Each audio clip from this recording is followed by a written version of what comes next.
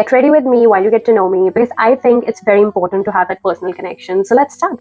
I've done some questionable things in my life, but in a good way. And coming to Canada was one of the decision that I took. Hi, my name is Sanchita, and I'm just a common girl following her dream and passion to do makeup. I've been into makeup industry for like more than 6 years now. I don't even remember when I posted my last video. I actually had like 60,000 followers earlier, but I shut my account due to mental health and for my emotional well-being.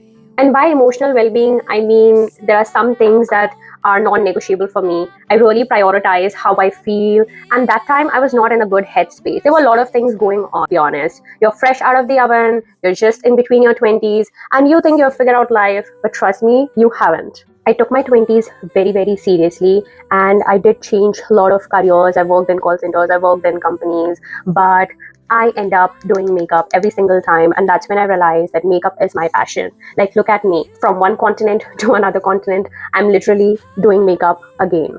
Meanwhile, my dad had some other crazy plans. He was like, you are in the perfect age, you're young, you're like flowers, you want to get married, and he had a good intention, but I had something else planned for my life. Long story short, I came here with my mom's hard-earned money. I have to give her that credit. Without her and my dad, I wouldn't be here. It couldn't even have been possible.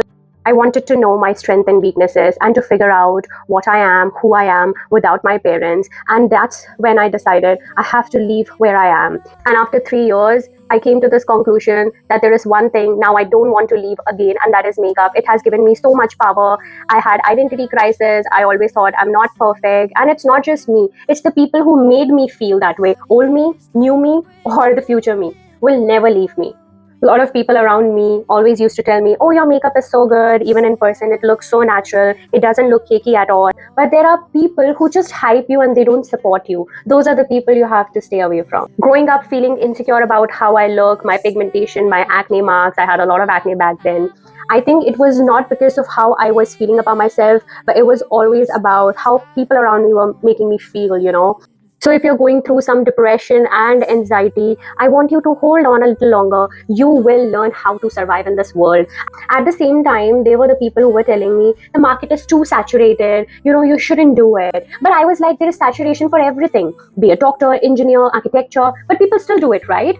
So why not this? Because there were a lot of emotions and anxiety sickness that I had, and I had no idea how to deal with it. So I inclined myself towards spirituality. I don't want to be just another blogger or influencer in the market. I am really trying to build a community who have the same love for makeup, who are ready to support each other and not downgrade each other. So if you are the one, then do follow me and support me.